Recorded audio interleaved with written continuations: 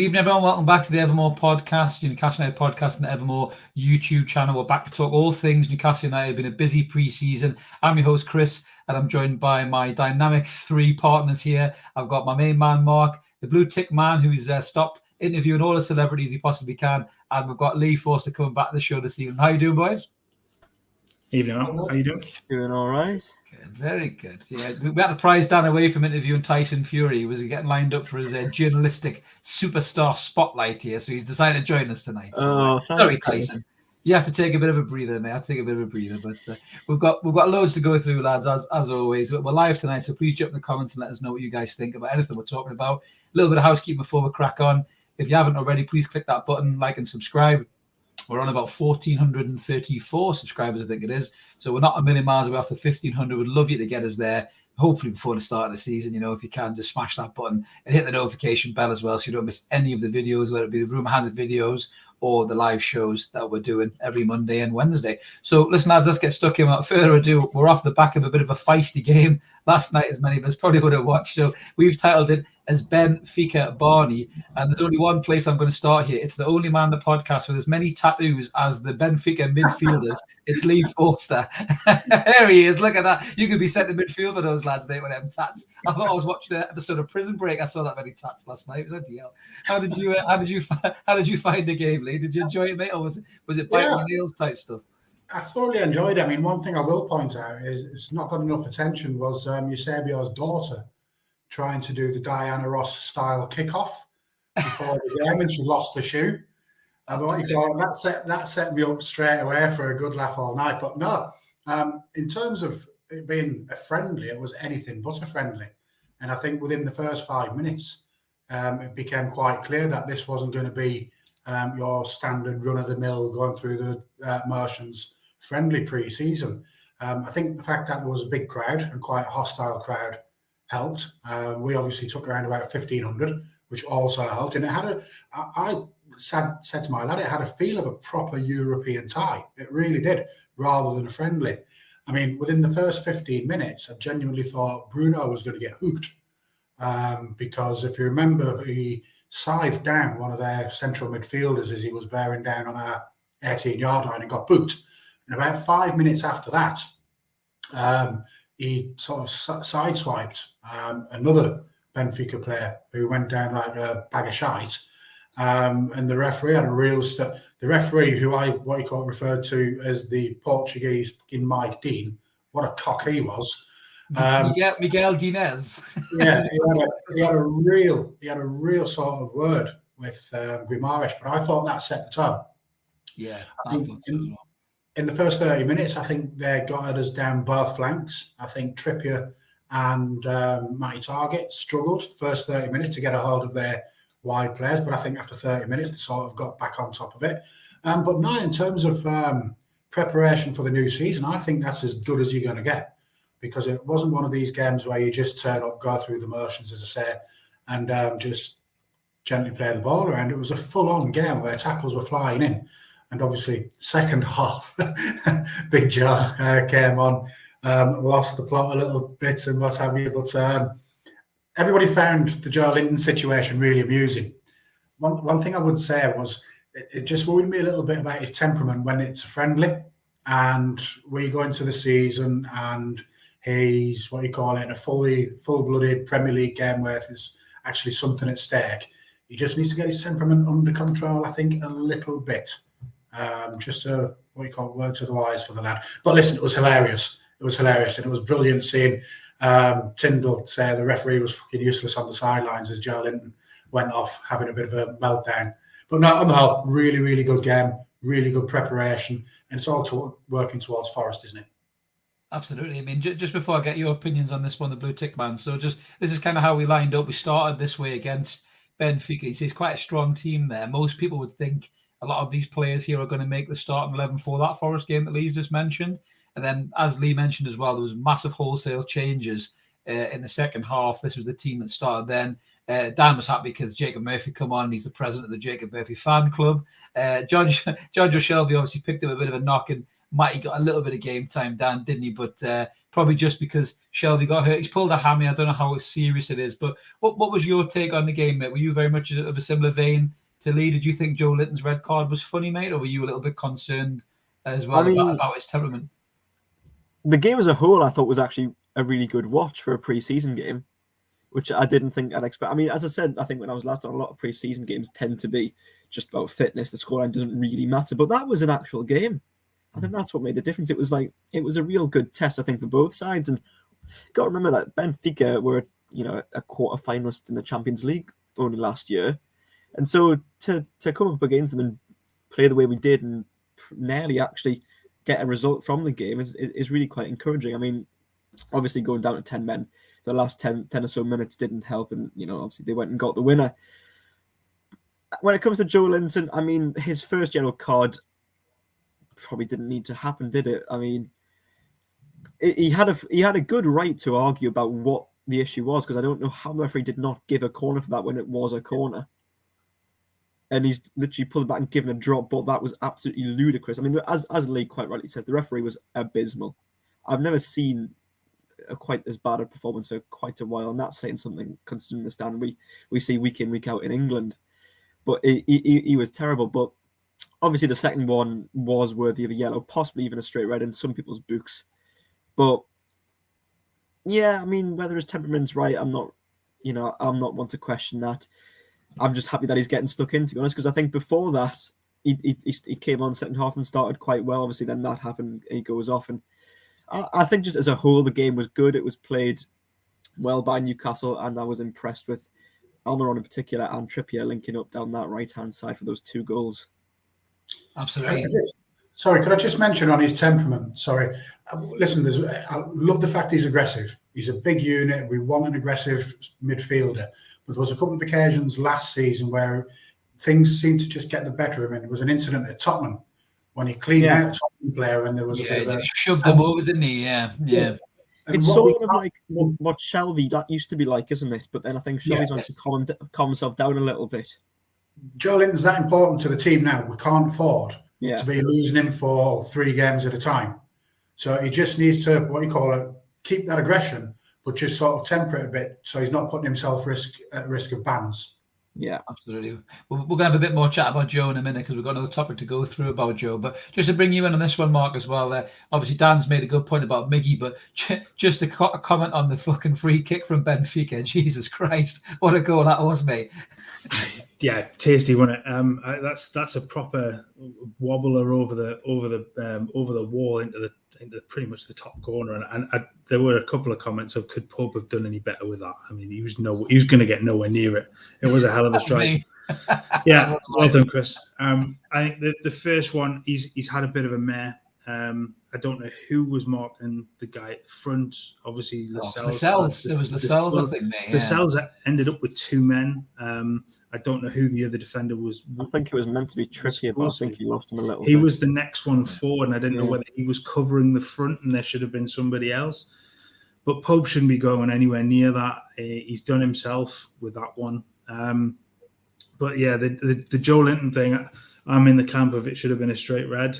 It was a bad tackle. It was an awful tackle, but it's one of those things. It's pre-season. He misses he missed the Atalanta game. Yeah, he misses the game on Friday, as a suspension. So Saturday. Look, you want your midfielders to be combative. You want them to show a little bit of aggression now and again. He's got to make sure it's done in the right way during the season, so as not to cost him. He has become almost undroppable in that regards. That you want him in that midfield because he gives you so much in that respect. But it was overall, I think it was a cracking game. I was sort of watching in between that and the England Lionesses last night, so my eyes was split either way.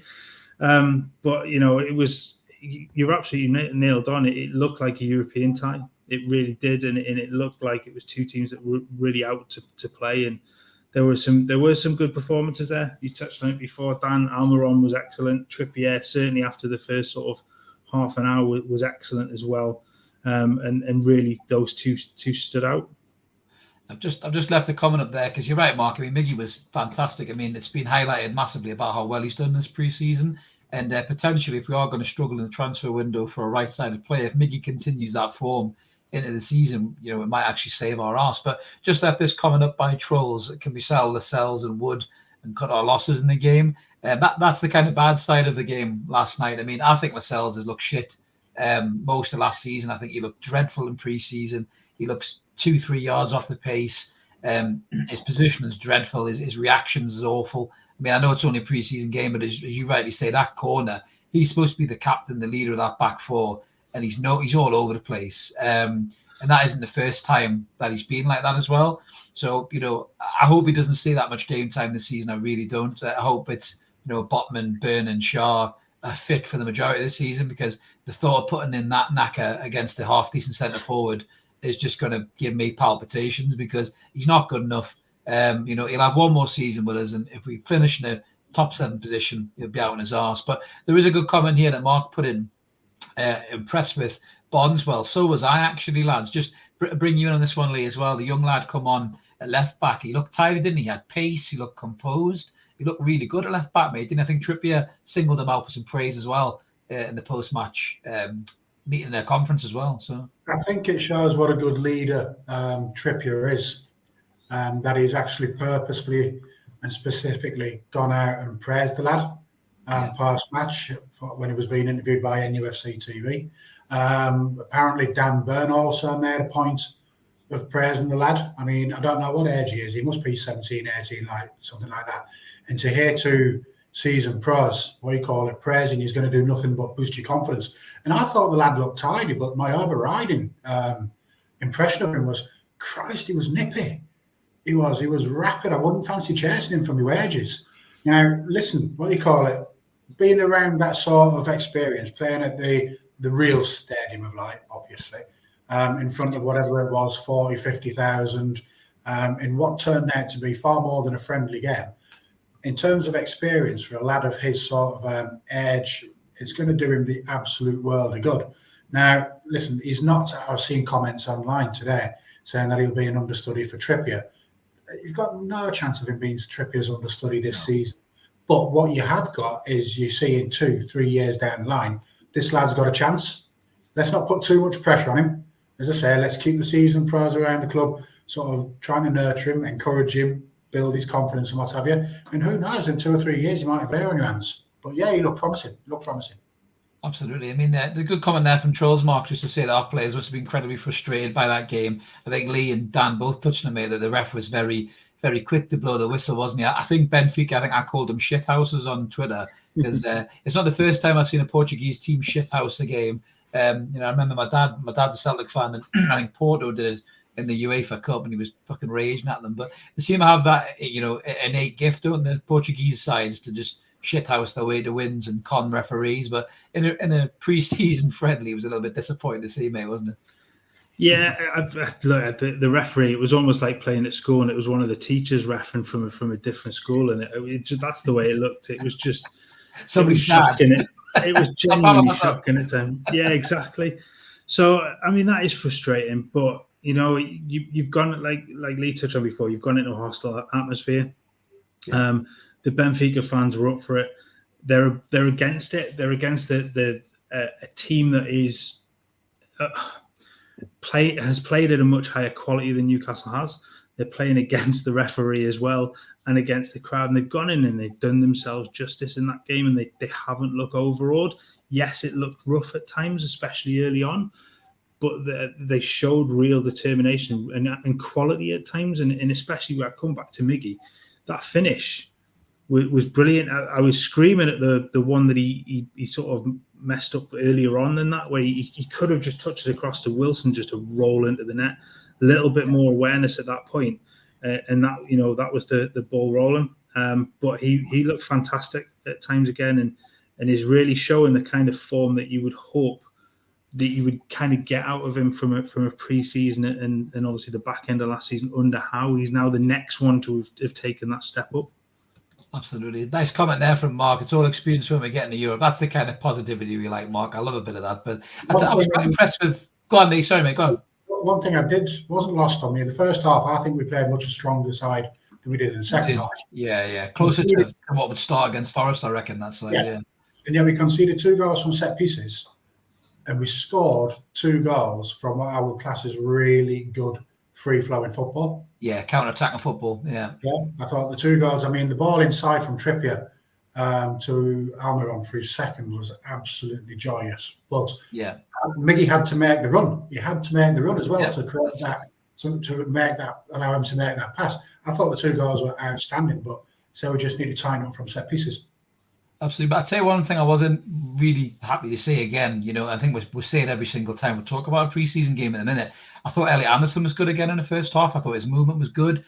He made a lot of runs into the box, which none of our midfielders really do. I know Miggy's been doing that more recently, but there was a couple of times I think Maxi was just hanging on the ball again too long, and Anderson was looking for 1-2s, and Maxi was doing his little weird jiggles and twists and turns. You could see, even for a young lad, I quite liked the look of it that Anderson wasn't scared to give him a bit of a bollocking, because he did mouth off them a couple of times. So I thought that was quite good to see as well. But I think it's no disgrace to just get beaten by Benfica, who were what were the kind of quarterfinalists in the Champions League or something like that. So decent side, lost their main striker, but some really talented players there. So roll on the weekend, lads, and we'll see how we'll rock up against Atalanta and Bilbao. So moving on to the next category here. This is just something this kind of sweeps into the transfer frustrations. It was something that was mentioned in an interview. I think Eddie Howard mentioned it, that about Joelinton being able to play up front.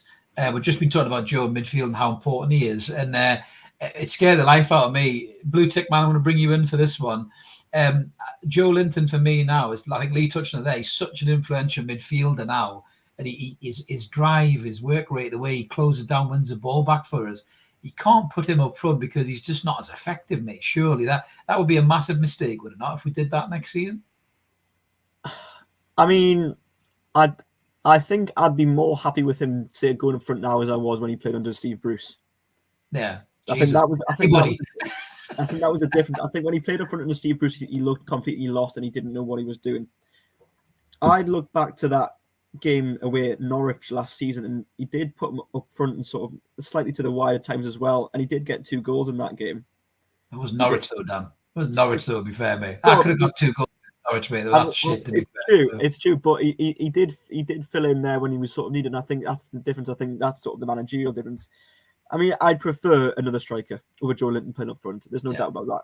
But I think that Eddie Howe could get more out of him than Steve Bruce got out of him up front. I think that's the difference. Even if he was played perhaps on a bit wider out or on a wing, I think he could do more of a job. But yeah, it's a one where I'd obviously prefer to have someone else come in and Joelinton, because yes, Joelinton, as we know, he is a fantastic central midfielder now, and that's what he's become. Box to box, mans that midfield, all of the above. He ticks all the boxes. But if he had to go up front and if we needed him, I think I'd be more trusting of him now to do that job than I was previously. Yeah, that's a fair comment. What's your take on it, mate? I know that you're a big fan of Joe in the midfield, like the rest of us. We had a good chat about this, a little bit of a chat about this on What's Going On Monday, didn't we?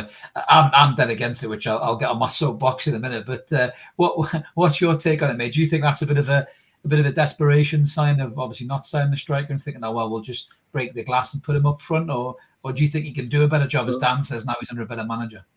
We're talking about breaking the glass. It's not Scholler, is it? So we're not getting that far. No,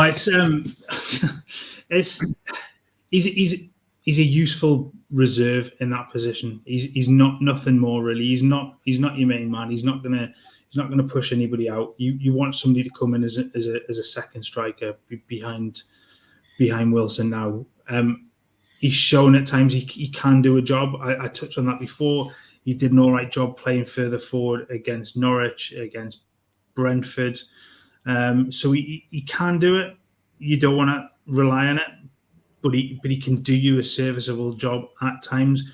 I'm not saying he's not going to come in and play against Liverpool in that position or anything like that, because I don't think he would do very well at all. But certainly against some of the smaller sides, maybe it is an option, but he's certainly not my go-to. But it could do a job.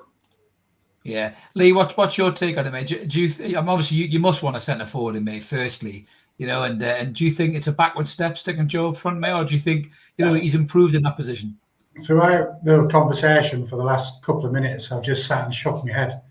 I think when you mentioned it in the chat earlier on that we were going to even put this up for discussion, I think my response was fucking hell no.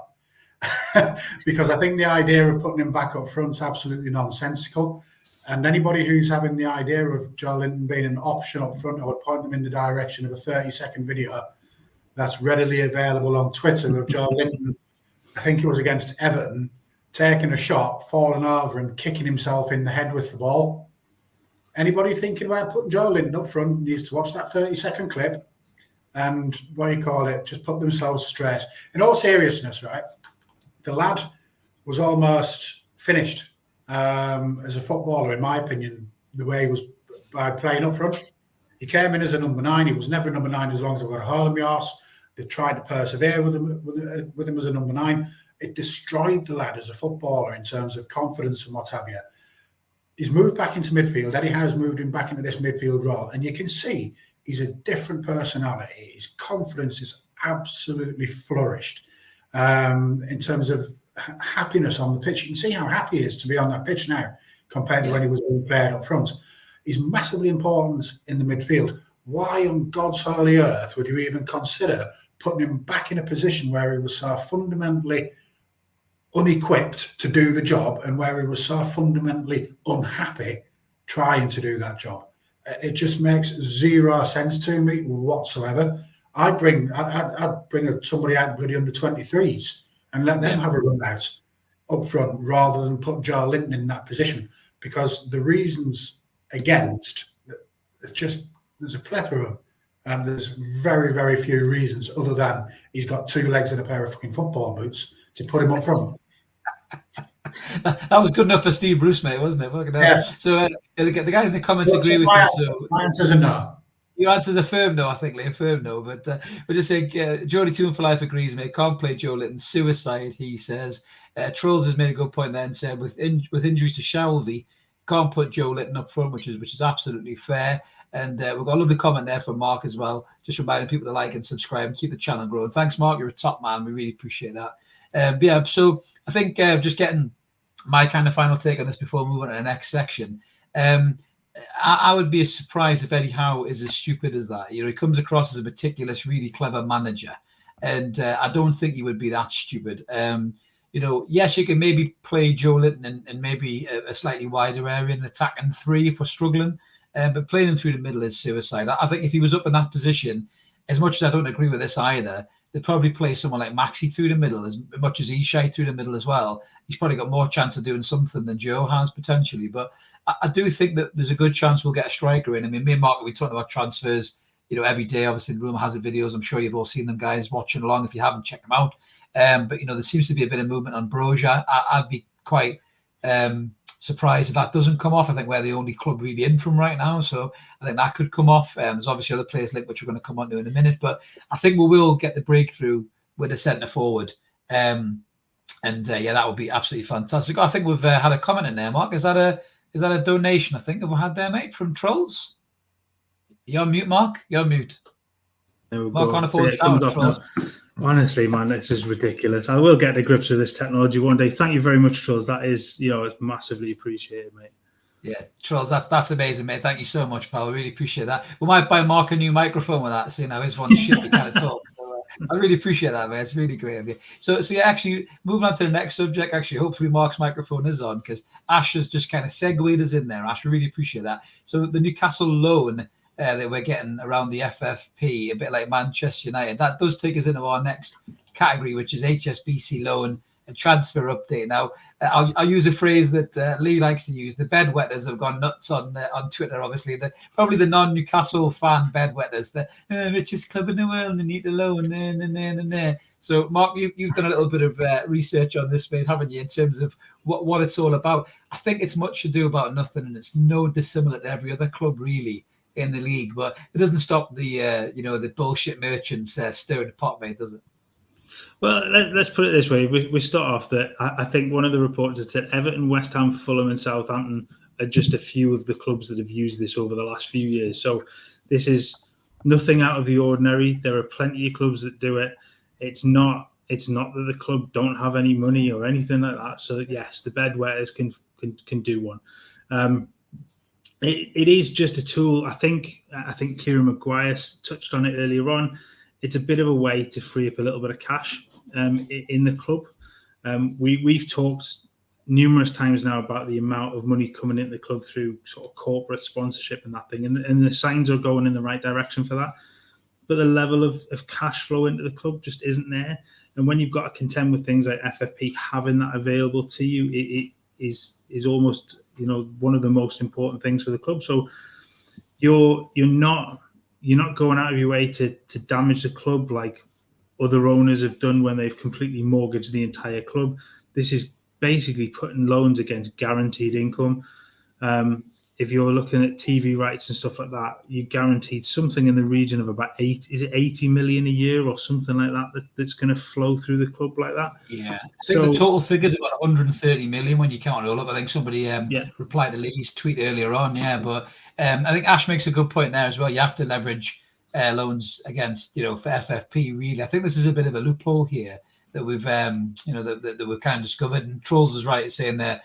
Absolutely nailed on. No big company runs without any sort of debt in this regard, and it's a way. Let's say it keeps cash in the club where they've got an available amount of money where they can, and it's not just the playing staff and stuff. It's the project overall. It's the infrastructure of the club that they're looking to improve on. So having that available money there is so important. And it is the norm for a business like this, just to use something like that to bring in that cash when it's needed. Absolutely. 85 plus for the finishing position. Dan, just before we get you in there, Mark's saying he's no ITK, but he's pretty sure he's just seen Mandy outside HSBC in Whitley Bay. I hope she's getting herself kebab and chips from Plot. Yeah, that's me and Mark's old stomping ground. We can recommend some good cheesy chips somewhere for you, Mandy, if you want to get stuck in there. So don't you worry about that. But just cheesy chips. Where are you from? Hey, don't knock it, mate. Cheesy chips and bolognese from Pizza Cottage, mate, down South Parade. Don't you knock that. We grew up on that in nightclubs, mate. How dare you? That's very true. So, exactly. Just get your take on this then, Dan. So is this much ado about nothing, mate? Is this, just a normal footballing thing? And is it something we should be worried about because it was something that we did under the Ashley regime or what, mate? I'm no financial expert, but I've been reading Twitter about it all day and trying to make sense of it. And it would seem that obviously our owners are rich, which is obviously very, very much apparent. But the club, because it had pretty much no commercial revenue under Ashley, is not very rich. And so, yes, obviously there's the financial fair play that this perhaps moves around. So as far as I'm concerned, if it frees up a little bit more money for whatever it may be that it's needed, then that's a good thing. Because yes, they can plow money into the club, these owners, but they can't obviously get past the FFP. And if it means that this can go around it and also help to revitalize the club in terms of if it's stadium improvements, if it's training ground improvements, if it's commercial sense, all that stuff needs to be improved. I think that's the difference between us at the minute and say a Man City. Because yes, they've got rich owners just like us, but their commercial sense and their revenue is driven from all the shirt sales and the branding, stuff like that, which we don't have currently, which we'll have to develop over years. I don't know if this is any relevance at all to what this is, but yeah, that is my point. If you look at the City you've got 10 years on Newcastle in terms of building that revenue income. So doing something like this, where I think City run a completely zero debt now, but they can do that because of the revenue that comes in through competitions and commercial rights and stuff. So this is just a step to get Newcastle heading in that direction. It's right, and I think what Joelinton is saying there as well, it's a perfect answer to FFP. Lee, just to bring you in on this, because I know you were saying that a lot of the conspiracy theorists were sort of about this is what we're going to do to buy a new striker and everything else. We did do this back in, I think it was 2019 or 2018, 2019, and we bought Miggy shortly after that. Do you think there's a little bit of truth in that, mate, or do you think that that's not really what it's all about? I think in a perfect world, we'd go out and spend 80 million quid in the next 3 days before Atalanta on Friday night. We'd have 2 new players in. But I think the reality is it's running costs on a day-to-day basis. The club isn't cash rich because of what we've endured for the past 14 years. And I think one of the comments that he put up on the screen a little earlier nailed the situation. I think they've brought this money in advance, knowing that it's guaranteed at the end of the season, with the idea in mind that by that point we'll have increased our commercial revenues. Yeah. Because I've seen the question raised today, well, what do we do at the end of the season when we've already used that revenue? I think the whole idea is the commercial revenues will increase exponentially over the course of the next few years. So we're just bringing that money in early, knowing that we're going to be in a better financial position at the end of this season. But no, I think it's too simplistic to look at it and say, oh, we've cashed in whatever it might be, 79 million, 80 million plus, and we're going to use that to strengthen the squad. I genuinely don't think that'll be the case, because what we are now doing from a transfer point of view is we're spreading the cost of the transfers across the length of the contract. So if, per se, we go out and splash out 40 million quid on Lucas Paqueta on Thursday night, yeah, chances are we'll be paying 8 million quid a year for the transfer fee for the next 5 years, because invariably Newcastle's contracts are 5-year length. Yeah. You know, so I think, as I say, a lot of bedwetting going on. A lot of people expecting us to go daft, murdered with a credit card, as I've heard before. But I don't think that's the case at all. Could I just ask Dan to do me a favour? Dan, can you just move a foot to your left for us, please? Keep going, keep going, keep going, keep going. How angelic does he look? Oh, like butter wouldn't melt. He's a little bit like Alan Jones walking in the air. I won't ask you to sing that, Dan. You might blow a blood vessel if I ask you to go that high, mate, with the old high pitch. I was just going to say, if we sign Lucas Paqueta and two of the world class players before Atlanta, PK is getting the magnum of champagne in the logo, mate. You believe that? That's PK better get in the bar and get his hand in his pocket, mate. Absolutely. We've got some of the comments coming in just before we move on to the next topic. We'll talk about some transfers, that is. So we've got Leroy saying we've got to sign a striker. We can't move Joe back up front. He's a midfield warrior, absolutely. We can't be stuck with Wilson, and Chris Korg would up front. That's a little Marvel reference there for anybody who's who's paying attention, which is very good. Is very good. We've got the Sweaty Yeti, my favorite username, in the comments. You too, Sweaty. Love you joining the comments, mate. Absolutely brilliant. And I think Ash has turned around and also said that I think they're doing it because next season's big sponsor loan, 100 million versus this year's revenue, makes sense. Next year equals bigger revenue. I totally agree. And if we finish higher up in the league as well next season, then that's obviously going to help massively as well.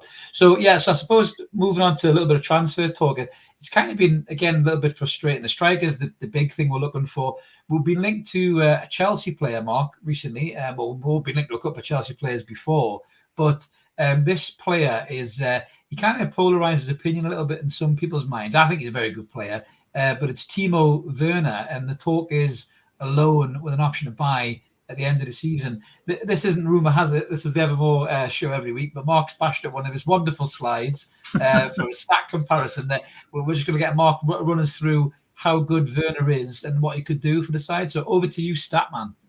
Thanks, man. But no, I guess we kind of merged the two shows a little bit in this regard. But no, I think it had been reported that Newcastle were interested. I think Chelsea were looking to move him on. I think they're probably not going to recoup a huge amount of money in one go for this. I think it would have to be a loan and maybe see how he does and then potentially bring him back. He's still not very old, is he? So there's plenty of time for them to have a look at him. But it's an interesting one. I think first and foremost, when you look at him, his wages are massive, and that really does put a spanner in the works. This one, he's in something like 270 grand a week, which is way above what Newcastle were kind of willing to go to. So maybe there's a deal with Chelsea to do to pay half or whatever to bring him in. I'll bring his sort of stats on now.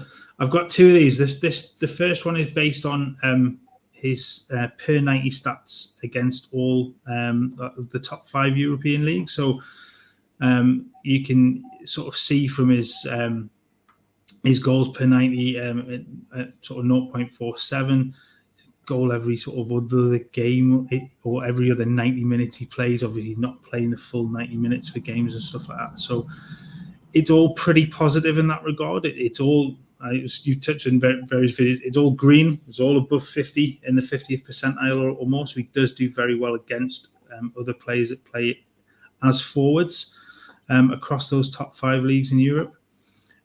he does, if you look at his heat map, he does predominantly play sort of left-hand side, but can move over. He's very good at breaking through between defenders. He does tend to get himself caught offside an awful lot. But he does have plenty of pace. He keeps himself fit. He doesn't have many games out injured at all.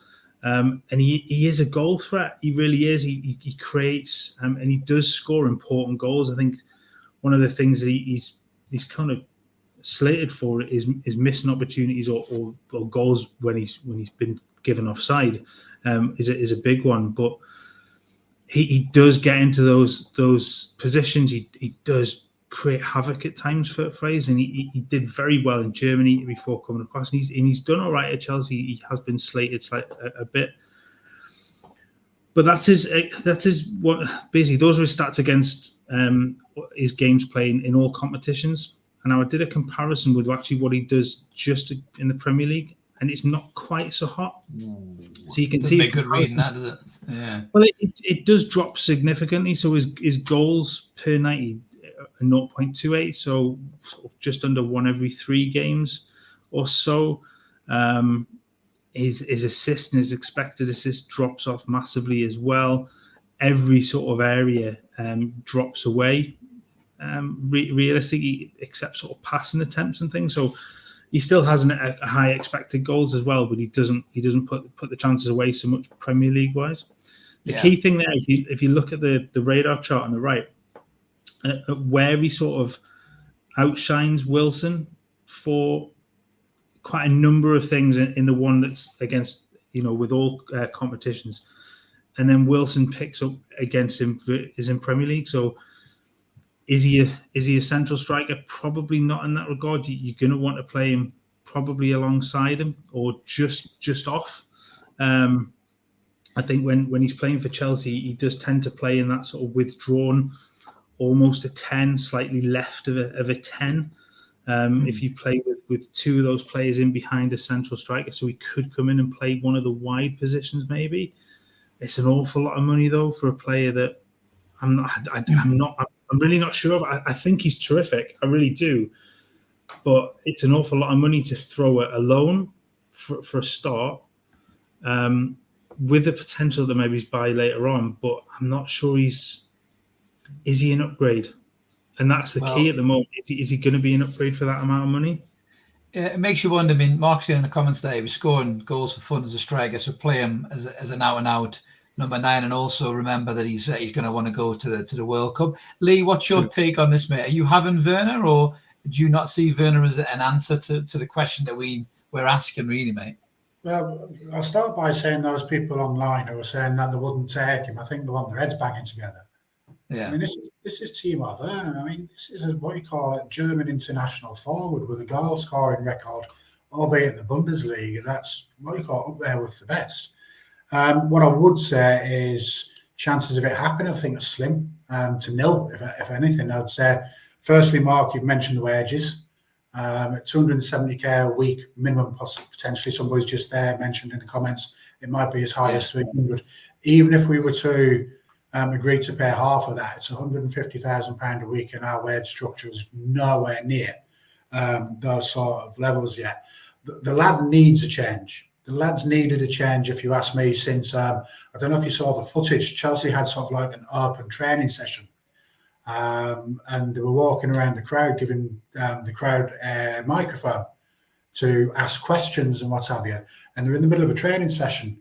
And a Chelsea fan during one of these training sessions just said, "Get Werner out of my fucking club." What a prick. Sort of thing.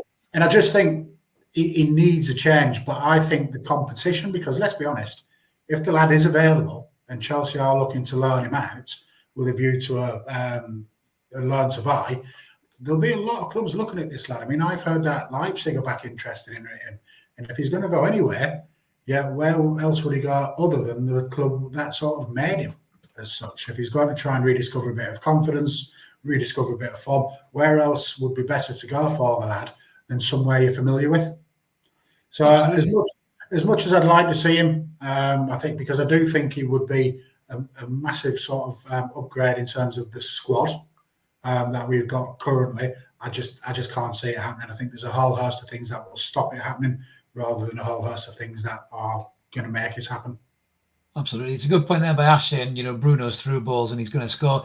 Dan, obviously you need to ring Chelsea and get a job, mate, for a journalistic integrity, because whoever passed that prick the mic, it can't lace your boots, Bonnie lad. So what's your take on Timo Werner, mate? Would you take him, or do you agree with Lee that people are writing him off? We need to remember where we are. Do you know what I mean? In terms of as a club, are we that good that we can snobbily tell Timo Werner to fuck off, mate? I don't think we're there yet, are we? No, of course we're not there. I completely agree with Lee. Like, if we had any sort of chance to take him on, of course he'd snap the hand off.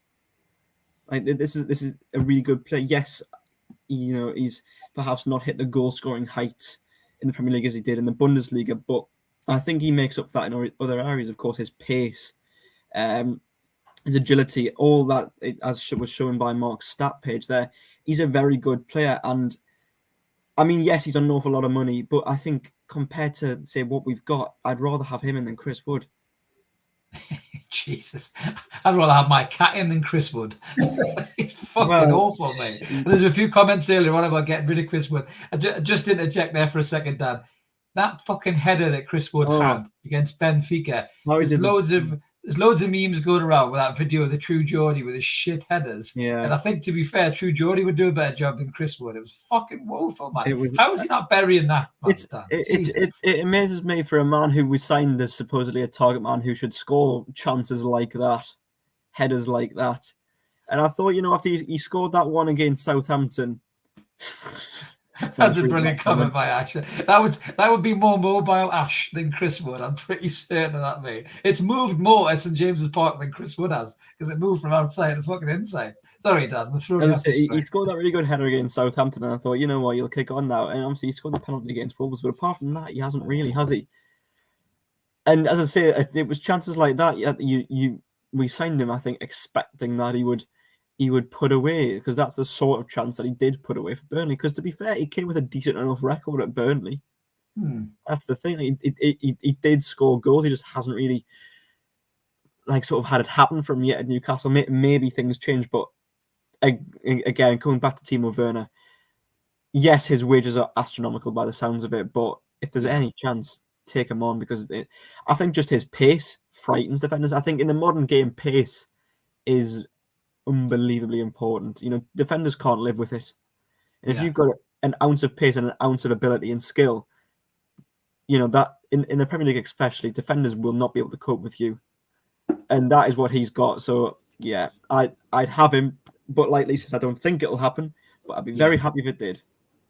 Just a point, Mark, with this as well. Lee makes a good point. This is a guy who's got 24 and 53 for Germany. He's no mug, this bloke, is he, mate? He knows where the goal is. He just, how many strikers have gone to Chelsea and had an absolute mare? It's just one of them clubs that can murder people, isn't it, mate?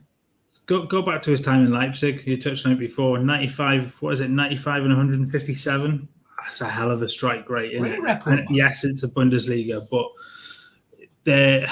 he is a striker, isn't he? And he plays in a much more similar style to the way that Newcastle really want a striker to be playing than you've got with Chris Wood. Chris Wood is never going to be able to play in that way. And yes, he gives you another option. He's not good enough now. He's come in. He's done a job. He took a striker away from a rival at the time, which I honestly starting to think that was all that signature was all about. But if you can bring him in and replicate anything like his form in Germany, and Jesus, he will. I mean, you play him in that sort of central role again, allow him to move left and cut in from that left hand side, which he's very, very good at. He'll score goals. He's done it for Chelsea. I think his record is 23 and 80 something for Chelsea. So it's not horrendous. Yeah, it's not shocking. So Lukaku's was fucking worse on his return, wasn't it? But Ash makes a good point there. Chelsea don't play football to attack his strengths. So I would definitely agree with that. Yeah, just to finish up, as you said, Chris, there's been plenty of strikers who've gone to Chelsea and been awful, who have been elsewhere and been phenomenal. I look at Alvaro Morata, for example. Yeah. Like a very good striker. Lucky footballer, him though, Dan. He's True. been at some of the biggest clubs in the world and done precisely fuck all in pretty much all of them. In all fairness, mate. I'll admit that one, but I mean, again, he can score goals. I'd rather have a Moretti.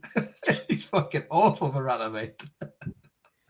But as you rightly say, there have been strikers who've gone there and with great good reputations. strikers. Yeah. And I think the only one who I can sort of remember who did well was Diego Costa at Chelsea. True. And then even him, they ruined him after time. Exactly. Mate, then he suddenly got sick and wanted out of the place. So I would throw the name, what do you call it, Drogba at you. Didier Drogba did all right, yeah. So he didn't do too bad, did he? Yeah. Only when Woodgate was injured, though, lads. If Woodgate had been fit, he wouldn't have got a fucking sniff, would he, to be fair? So yes, we'll move on from that, because talking about Chris Wood makes me miss Andy Carroll. That's how bad he is. So moving into the next, the final category of the night is the games that are coming up next. We've touched on them already. We've got Atalanta and Bilbao over the weekend. We'll start with you, Mr. Forster, because you will be there for both of them. That's how dedicated you are, Bonnie lad. I'm going to be there for Friday night. I'm part-time net with PK. But are you looking forward to these, mate? And will these be a good test? And do you think that we'll probably see closer to the starting lineup in one of these two games at least? I've been counting down the days since the 16th of May for the first home friendly of the season, to be honest with you. Me and the lad going up to Bath. We're travelling up on Friday afternoon, stopping over Friday night because I didn't want to drive back to Scarborough Friday night. Yeah, fair point. And then back up on Saturday morning, so I was stopping over. As far as I'm aware, there's only 300 tickets left for each game. Wow. Single figure hundreds for the Bilbao game, and I think upper towards 1,000 left for the Atalanta game. Now that's 2 games in 2 days. That's an absolutely unbelievable turnout. I'm looking forward to getting back up there. I want to see what they've done to the ground.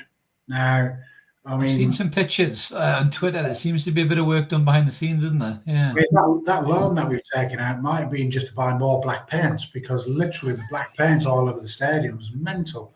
But no, I mean, I was sent some photographs of the interior of the concourses on level 7 in the Gallagher before they became public and what have you by somebody who I would know was in the ground.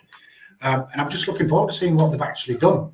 Never mind getting to the ground and watch the games. I think the games themselves will be entirely different to Benfica.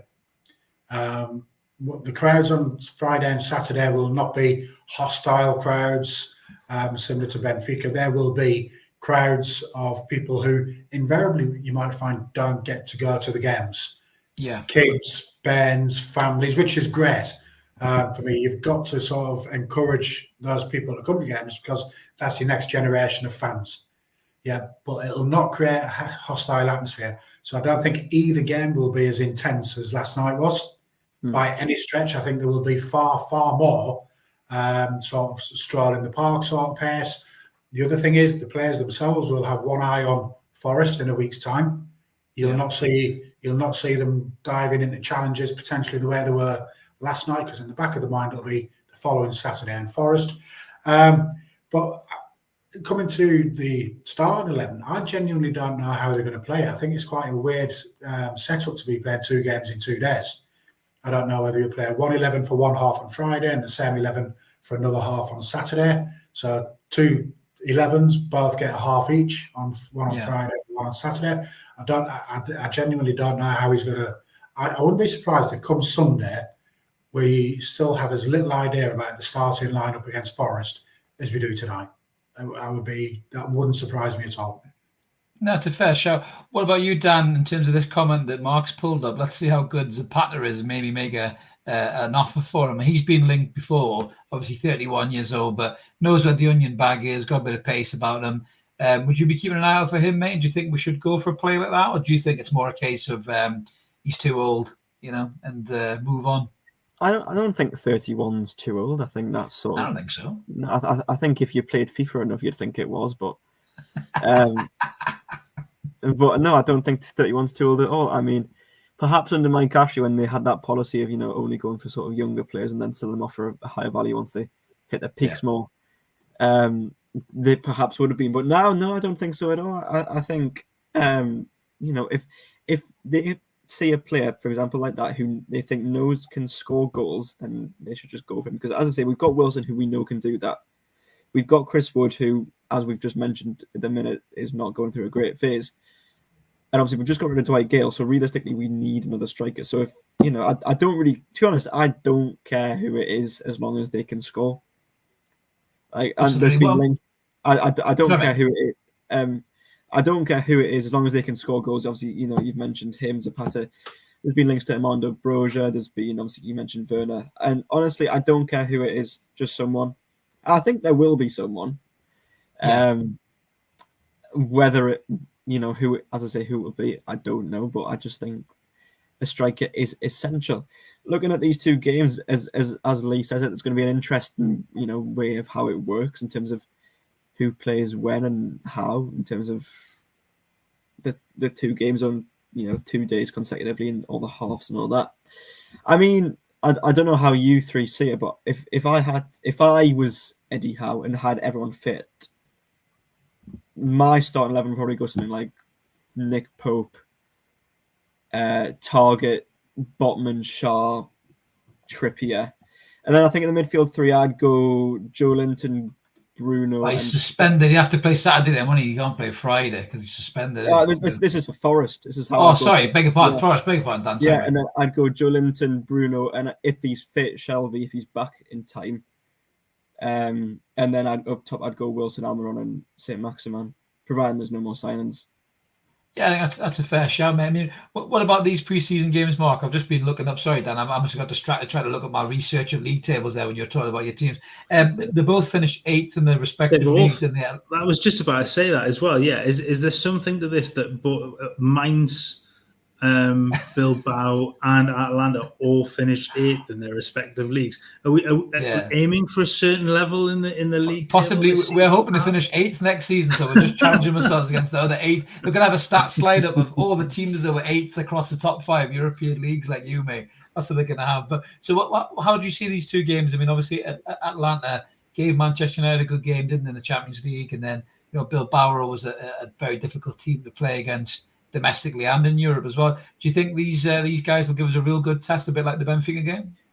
I hope so, because that's what you want out of it now. You want a test. It's I think the time for the fitness that sort of issues have gone. You've had that with Burnley and with 1860 and with Gateshead and things like that. You want the test now. You want to see how the players are going to cope against the better side. So this is the time now to show your worth, and I think it's going to be an interesting one. I wonder whether you'll see a little bit like the Burnley setup, where you get sort of multiple games within the 2 games of let's give the first team a half, let's give the reserves a half, and then flip them over in game 2, or whether you split it so it's sort of half and half on the side. But it's going to be it'll be an interesting watch. But yeah, looking forward to them to seeing how they go, because they are 2 very, very good sides. And the comment about Zapata as well, yeah, you get first,